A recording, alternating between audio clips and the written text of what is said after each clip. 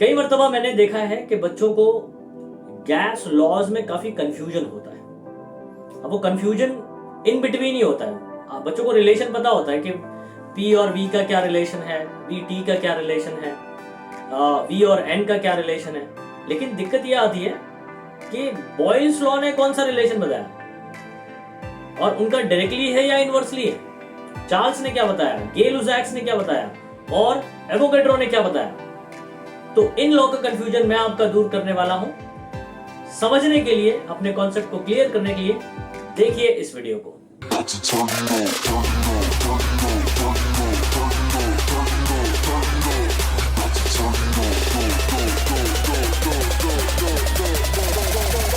Hello everyone, मैं हूं रिजवान और आप देख रहे हैं आपका खूबसूरत सा चैनल फिजिक्स के उस्ताद। तो आज हम आपके लिए लेकर आए हैं kinetic theory of gases and radiation chapter, जो कि क्लास 12th का है। अब इसका सबसे बेसिक चीज हम लोग आज डिस्कस करेंगे कि आइडियल गैस इक्वेशन ये आया कैसे। अब ये आइडियल गैस इक्वेशन खुद जो है वो 4 गैस लॉज पर डिपेंड है।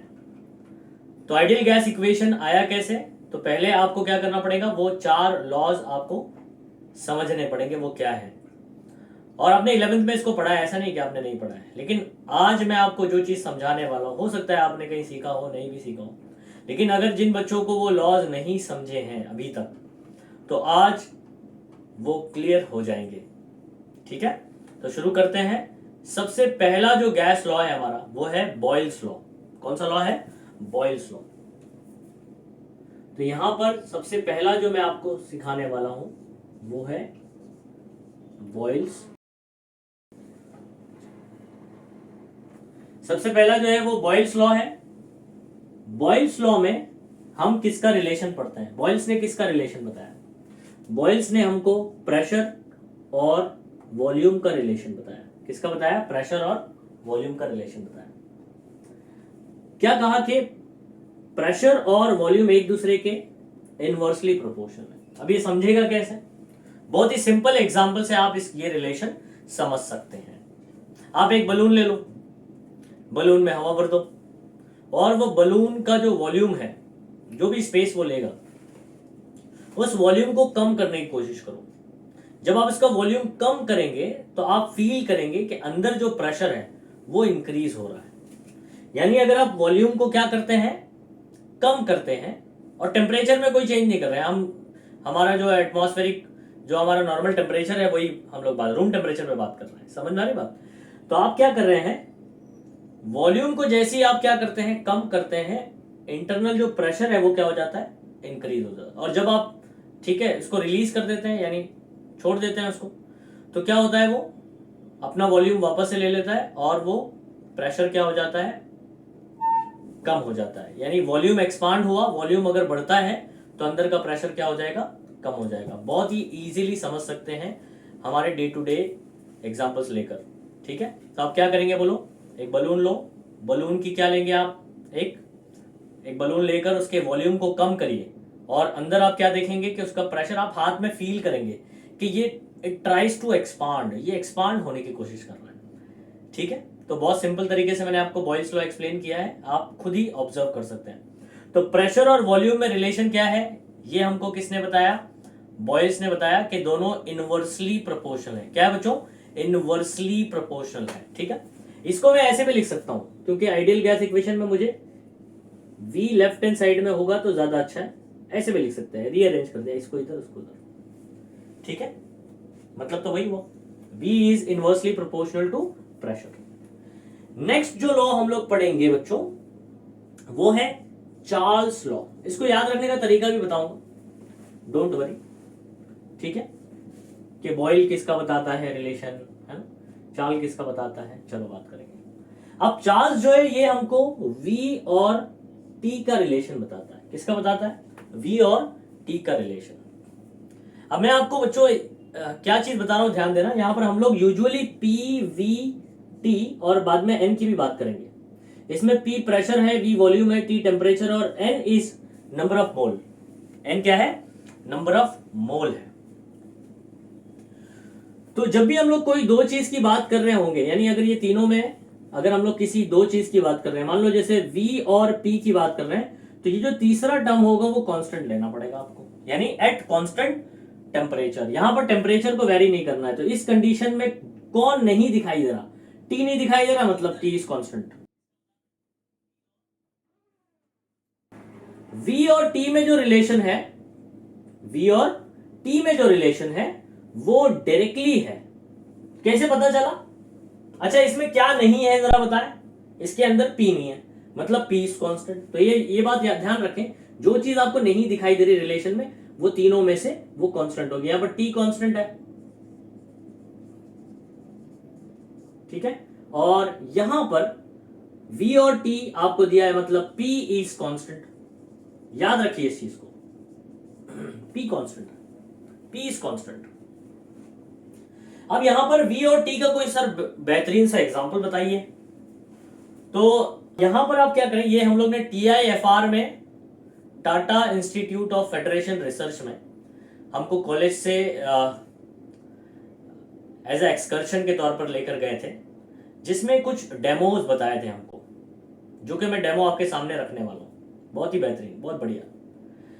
वो बलून वाला ही एग्जांपल, ठीक है। एक बलून आप ले लें, उसके अंदर, ठीक है, गैस भर दें, कार्बन डाइऑक्साइड यूजुअली जाएगा।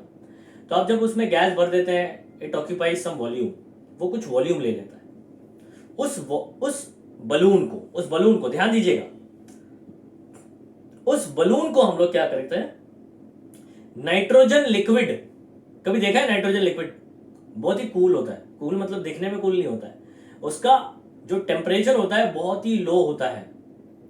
फ़ारेनहाइट में अगर मैं आपको बोलूं तो 320 डिग्री फ़ारेनहाइट करीब होता है। कितना? 320 डिग्री फ़ारेनहाइट, वो भी माइनस में।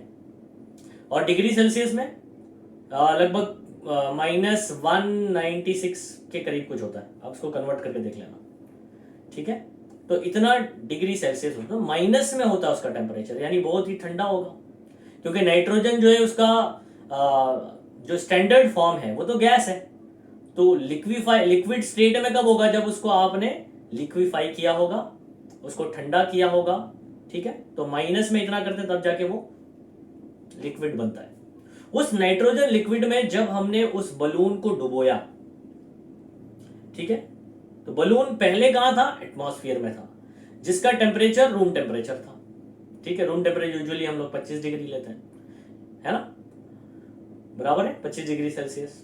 तो इस टेम्परेचर में था, और जैसे ही मैं उसको लिक्विड में डालता हूं, नाइट्रोजन लिक्विड जिसका टेम्परेचर माइनस में है, यानी टेम्परेचर बहुत ही लो है, तो हमने क्या देखा? हमने बहुत ही एक अलग चीज देखी कि वो बलून जिसका वॉल्यूम इतना था, इतना बड़ा बलून था, वो जैसे ही उस बलून को लिक्विड में डाला, वो बलून इतना सा हो गया।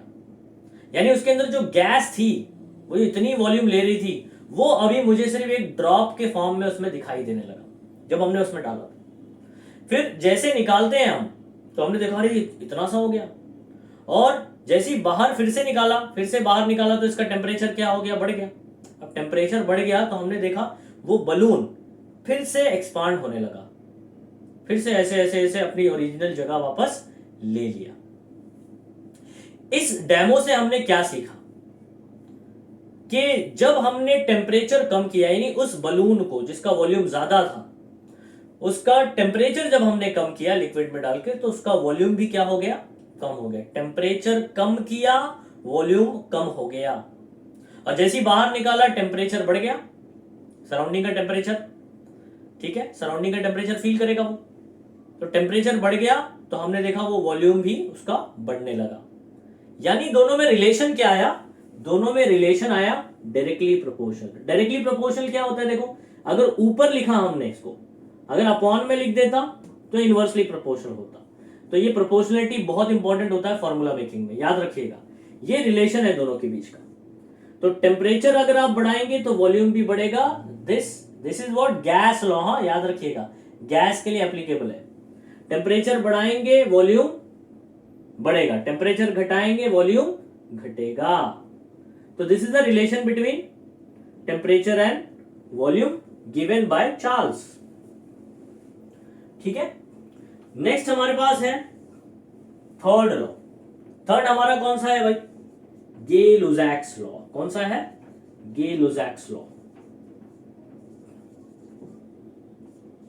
गे-लुजैक्स लॉ किसके बीच का रिलेशन बताता है? गे-लुजैक्स लॉ हमको पीटी करवाता है। पी और टी का बीच का रिलेशन बताता है। पी और टी, प्रेशर और टेम्परेचर। इसको समझने के लिए तो आप बहुत ही इजीली समझ सकते हैं, क्योंकि जो यूजुअली गर्ल्स मेरा वीडियो देख रहे होंगे, है ना, उन्होंने ये काफी एक्सपीरियंस किया है खाना बनाते वक्त, या लड़के भी बनाते हैं आजकल खाना, ऐसे कोई जरूरी नहीं। ठीक है, तो आप क्या करें, आप जैसे कुकर में कुछ बनाते हैं, जैसे दाल बना रहे हैं या कुछ भी बना रहे हैं, है ना, तो कुकर का जो ढक्कन है वो बंद कर देते हैं, यानी उसका जो वॉल्यूम है उसको आप फिक्स्ड कर देते हैं। Volume is constant. वॉल्यूम को क्या कर देता है? कांस्टेंट। तो यहां पर क्या बोलेंगे? V is constant. क्या नहीं दिखाई दे रहा भाई? P और T दिखाई दे रहा, V नहीं दिखाई दे रहा, मतलब V इज कांस्टेंट।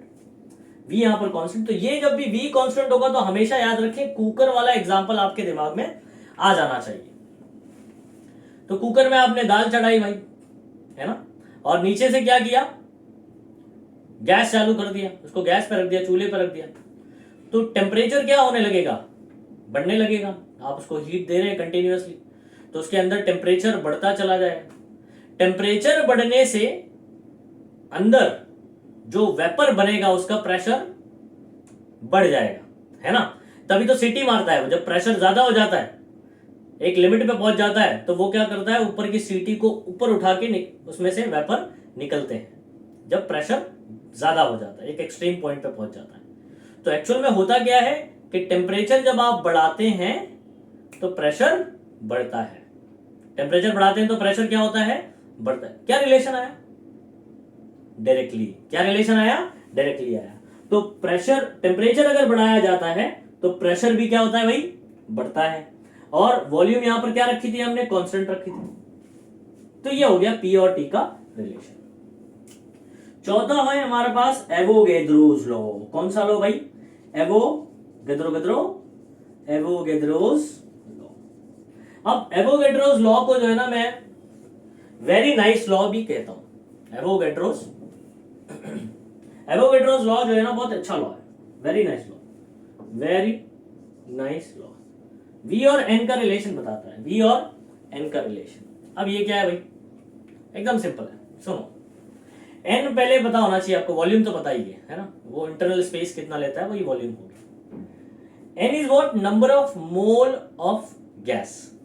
गैस कितने मोल है? अब अगर आपका मोल कॉन्सेप्ट अच्छा है तो अच्छी बात है, नहीं है तो सुनिए, ठीक है, नहीं तो थोड़ा सा भगा दें, आप वीडियो को आगे बढ़ा दें अगर आप मोल के बारे में जानते हैं तो। मोल बेसिकली क्या होता है? हमने मोल किसको माना? एक मोल मतलब कितना माना हमने, ठीक है। जैसे आप बच्चों याद करो कि जब आप अंडे लेने जाते हैं और आपको 12 अंडे चाहिए, तो क्या आप बोलते हैं 12 अंडे दीजिए? नहीं, आप बोलते हैं भैया 1 डजन अंडे दे दीजिए। 1 दर्जन बोलते हैं, कोई इंग्लिश में डजन कहते हैं। तो 1 डजन अंडे दे दीजिए, तो सामने वाला समझ जाता है 1 डजन चाहिए मतलब इसको 12 चाहिए। यानी डजन का मतलब हमने कितना माना है? अभी मेरी उंगली में 12 नहीं होंगे, लेकिन आप याद रखें 12, ठीक है। तो 1 डजन मतलब हमने एक नंबर मान लिया है 12। उसी तरीके से 1 मोल मतलब कितना नंबर होता है? 6.022 इंटू 10⁻23, याद रखिएगा। और इस नंबर को Na से रिप्रेजेंट किया जाता है, जिसको एवोगैड्रो नंबर कहते हैं, जिसको एवोगैड्रो नंबर कहते हैं, एवोगैड्रोस नंबर, ठीक है। इतनी बात समझ में आ रही होगी। अब सुनो, अगर मैं आपको बोलूं आपके पास ये मोल को कैसे समझेंगे आप, है ना। मोल मतलब मैंने कितना नंबर बताया आपको? 6.022 इंटू 10⁻23, ऐसे याद रखें इस नंबर को। 6.022 इंटू 10⁻23, इस नंबर को ऐसे ही याद रखेंगे आप। बहुत फटाक से जो है, बहुत जल्दी जल्दी याद करें इसको, है ना। आपने 6 पॉइंट बोला, ये पूरा नंबर अपने आप निकलना चाहिए, ऐसे याद करें इसको। 6.022 10⁻23, this is Avogadro number.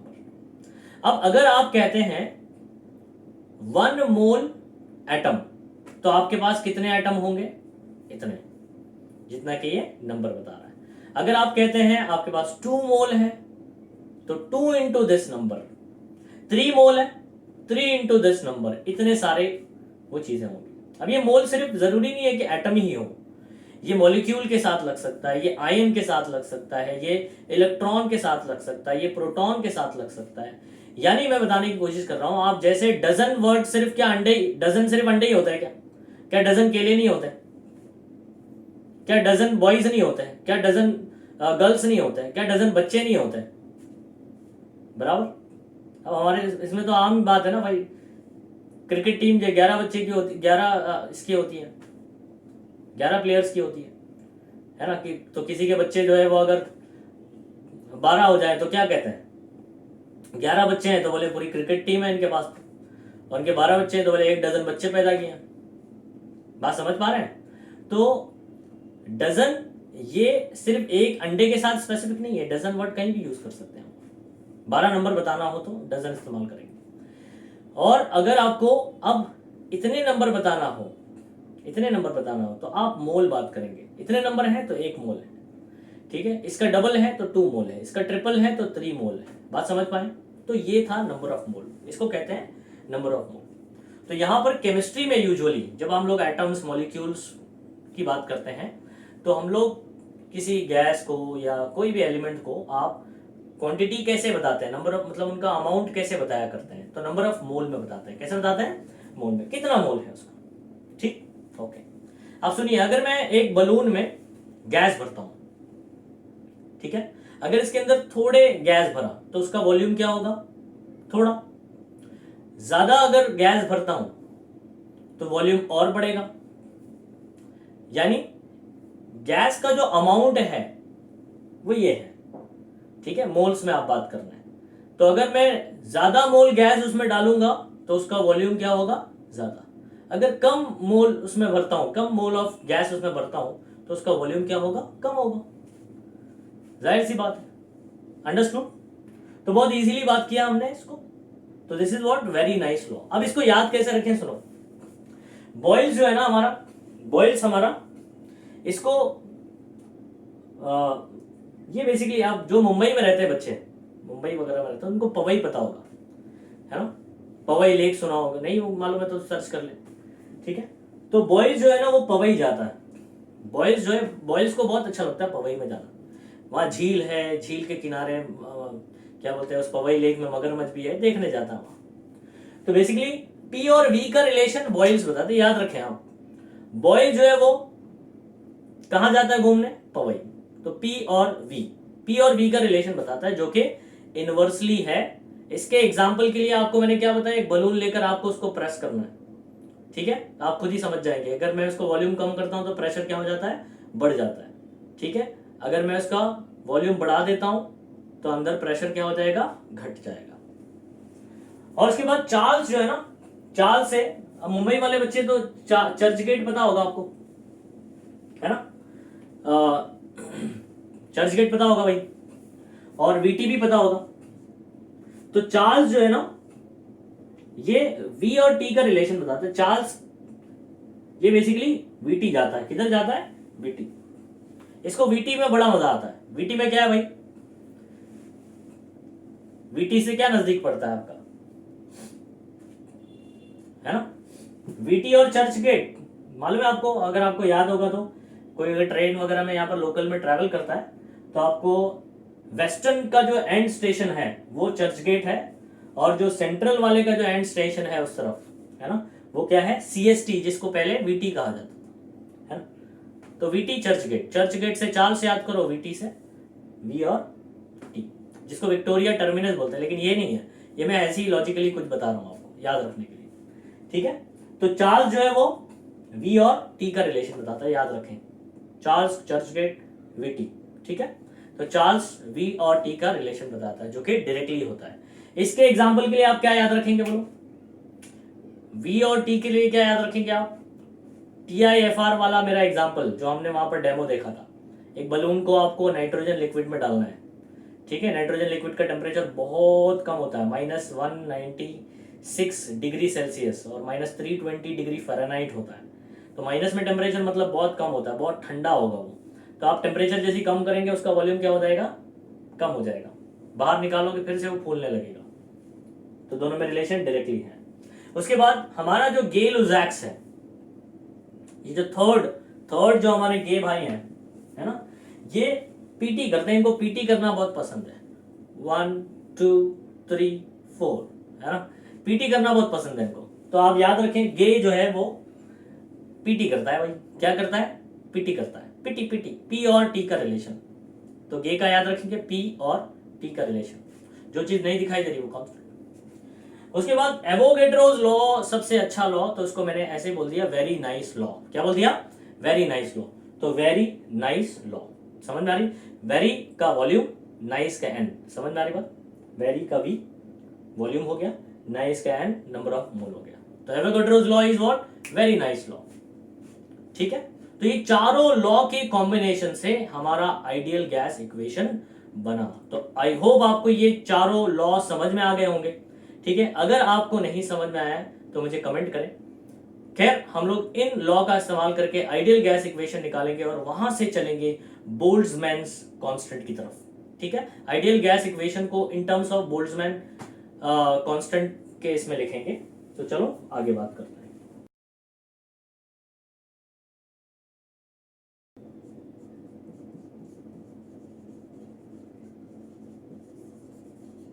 Expression for ideal gas equation. ठीक है, अब इसका एक्सप्रेशन करने जा रहे हैं। तो सबसे पहले जो फर्स्ट पॉइंट हम लोग लिखेंगे वो मैं लिखता हूं,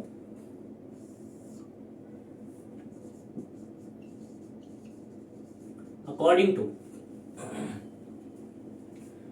गैस लॉस। अब अभी अभी हमने सीखा, पहला जो हमने पढ़ा बॉयल्स लॉ। बॉयल्स लॉ के हिसाब से अगर देखें तो बॉयल्स लॉ हमको बताता है V is inversely proportional to P at constant temperature. फिर उसके बाद हमने पढ़ा चार्ल्स लॉ। चार्ल्स का चर्च गेट याद कीजिए, VT, V और T का रिलेशन। ठीक है, उसके बाद याद करें, चार्ल्स के बाद कौन है भाई,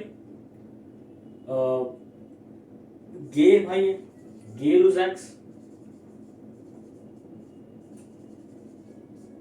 गे लुजैक्स है ना, ये पीटी करते हैं, इनको पीटी करना बहुत पसंद है। और हमारा जो चौथा लॉ है वो है एवोगैड्रोस लॉ। कौन सा लॉ भाई, Avogadro's law. Avogadro's law, V is directly proportional to. अब सुनिए आपको क्या करना है यहां पर। अब आप चाहे तो इसको 1 दे दें, इसको 2 दे दें, इसको 3 दे दें और इसको 4 दे दें। तो इन सबको कंबाइन करके आइडियल गैस इक्वेशन अब बनने वाला है। चलो करते हैं। इसमें से आप पहले ये पता करें कि कितने इक्वेशन में लेफ्ट साइड में V है। तो एक तो ये है, एक ये है और एक ये है, V है ना। तो बाय कंबाइनिंग these equations, ठीक है, इन इक्वेशंस को जब हम लोग कंबाइन करते हैं तो लेफ्ट साइड में हमको कॉमनली ये तीनों में क्या मिला, लेफ्ट V मिला, है ना, V प्रोपोर्शन। तो ये कॉमन हो गया। राइट साइड में इनके क्या है, 1/P है, T है और N है। तो सुनिए, तो ऊपर है T, N और अपॉन में क्या है, P। ध्यान दीजिएगा, एक N है ऊपर, T है ऊपर और यहां पर 1/P। तो P किधर आ गया, तो 1, 2 और 4 का कॉम्बिनेशन है। अब आप बोलेंगे सर ये तीसरे वाले का क्या हुआ, है ना। थोड़ा सा धैर्य रखें, सब्र करें, अभी पता चल जाएगा आपको। ये P को जरा यहां ले लो तो ये हो जाएगा PV प्रोपोर्शनल टू NT। अब इसमें तीसरा वाला ऑटोमेटिकली आ गया भाई। कैसे, ये देखो, P is directly proportional to T, P is directly proportional to T, हो गया, पहले से आ गया उसमें। आप तीन को कंबाइन करो, ये तीसरा वाला आ जाएगा ऑटोमेटिकली। ओके, फिर ये प्रोपोर्शनलिटी हटेगा तो इक्वल, और एक कांस्टेंट आता है जिसको हम लोग गैस कांस्टेंट कहते हैं। क्या कहते हैं? Gas constant, universal gas constant. तो n अपनी जगह पर ऐसी है, मैं यहां पर r यहां लिख दे रहा हूं, प्रोपोर्शनलिटी हटकर ये इक्वल, और ये कांस्टेंट आया है जो कि मैंने यहां लिखा है ना, ताकि लिखने में थोड़ा सा अच्छा लगे। PV इज इक्वल टू, हमारा आइडियल गैस इक्वेशन आ गया बहुत ही आसानी से, PV is equal to NRT. ये क्या बोल दिया सर आपने? PV is equal to NRT, जिसको ऐसे बोलने में हम बोल देते हैं अनार्थी, NRT। ठीक है, ओके। अब उसके बाद सबसे इंपॉर्टेंट, मतलब जो इस चैप्टर में आगे फर्दर हम लोग सीखने वाले हैं, वो क्या है कि ये जो n आपको दिखाई दे रहा है, ये स्मॉल n जो आपको दिखाई दे रहा है, ये small n number of mole है, जिसका फॉर्मूला आपने पढ़ा था, आपने केमिस्ट्री में पढ़ा होगा 11th में, या 12th में आपने सॉल्यूशन चैप्टर में पढ़ा होगा। n is equal to mass of the substance upon molar mass. तो W बाय M यूजुअली हम ऐसे लिखते हैं, है ना। एक ये है जिसको इस चैप्टर में W ना कहते हुए इसको M कह रहा है, और इसको M नॉट कह रहा है। समझ में आ रहा है? बस चीजें थोड़ा सा बदली है, मतलब वही है, लेकिन मास of the gas upon molar mass of the gas. एक तो ये फॉर्मूला है। दूसरा फॉर्मूला मैं आपको बताता हूं, दूसरा फॉर्मूला n का ये भी हो सकता है number of molecule upon Avogadro's number. अब बोले सर ये फॉर्मूला कैसे आया, तो चलो थोड़ा सा इसको डिस्कस कर लेता हूं मैं, है ना। नंबर ऑफ मॉलिक्यूल अगर आपको पता करना है, अगर आपको कैपिटल N, यहां पर याद रखें n is number of mole, capital N is number of molecule, या एटम भी हो सकता है अगर एटम की बात चल रही है तो, है ना। मोनो एटॉमिक है तो, डायटॉमिक है तो फिर वो मॉलिक्यूल हो जाएगा, 2 एटम अगर उसके पास है, और अपॉन में Na इज एवोगैड्रोस नंबर। इसका सिंपल बताता हूं ये फॉर्मूला कैसे बना, थोड़ा सा बताता हूं, सुनो। नंबर ऑफ मॉलिक्यूल अगर आप मुझे निकालना है कि कितने मॉलिक्यूल हैं, तो अगर आपको नंबर ऑफ मोल पता है इनटू एवोगैड्रो से मल्टीप्लाई कर दो। ये रिलेशन से ही ये रिलेशन बना है, अभी थोड़ी देर में समझ में आ जाएगा। सुनिएगा, अगर मैं आपको कहता हूं कि आपके पास 1 मोल, याद रखिए, अगर आपके पास, मैं कह रहा हूं 1 मोल आपके पास अंडे हैं, ऐसे बोलता हूं 1 मोल अंडे हैं, तो आपके पास कितने अंडे होंगे? इस 1 मोल को 1 इंटू आप करेंगे 6.022 इंटू 10⁻23, यानी एवोगैड्रो से मल्टीप्लाई करेंगे। किससे मल्टीप्लाई करेंगे? एवोगैड्रोस नंबर से मल्टीप्लाई करेंगे।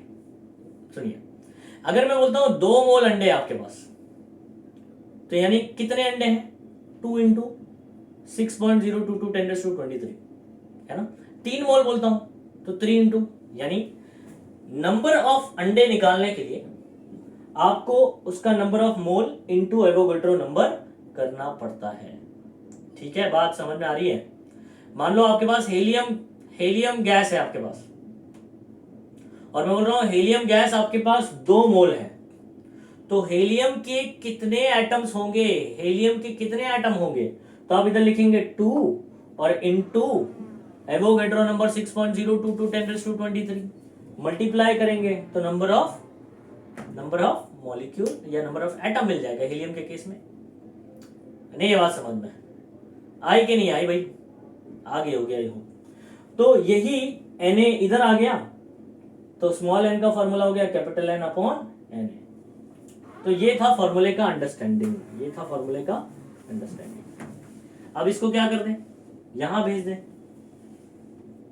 भेज दिया, तो यहां पर क्या हो जाएगा? Capital N is equal to N into Na, पुराना हमारा जैसा मैंने यहां बताया था। लेकिन आपको यहां पर क्या करना है? इस स्मॉल n की जगह पर ये फॉर्मूला पुट करना है, capital N upon Na RT PV। ठीक है, चलो बढ़िया, इतना समझ में आ गया। अब एक चीज आपको याद रखनी है कि ये जो R और ये Na है, इनका जो रेशियो होता है वो होता है Kb। इसको कहते हैं बोल्ट्जमैन्स कांस्टेंट। क्या कहते हैं? बोल्ट्जमैन्स कांस्टेंट। यानी आइडियल गैस इक्वेशन अब कौन से फॉर्म में? बोल्ट्जमैन कांस्टेंट के फॉर्म में आपको यहां दिखाई पड़ रही है। ठीक है, तो Kb क्या है? तो Kb किसका रेशियो है? R अपॉन Na का। अब बोले सर ये वैल्यू क्या आएगी इसकी? R upon Na। R का वैल्यू कितना है पता है आपको? 8.314 joule kelvin inverse mole inverse upon Na कितना है? 6.022 10⁻23। इसको अगर आप काटेंगे तो ये आएगा 1.38 और 10 का पावर 23 ऊपर जाएगा तो -23 होगा। मतलब Kb का जो वैल्यू है वो कितना आएगा? Kb का जो वैल्यू है वो आएगा 1.38 इंटू 10⁻23 आएगा। ठीक है, देख पा रहे हैं आप? ओके, तो 1.38 इंटू 10⁻23 यूनिट क्या होगा? वही joule kelvin inverse mole inverse. Capital R is the gas constant, its value, its unit is joule kelvin inverse mole inverse. याद कर लीजिए इसको एकदम बढ़िया से। कैपिटल R का वैल्यू है joule 8.314 joule kelvin inverse mole inverse, joule kelvin inverse mole inverse. ठीक है, अंडरस्टूड?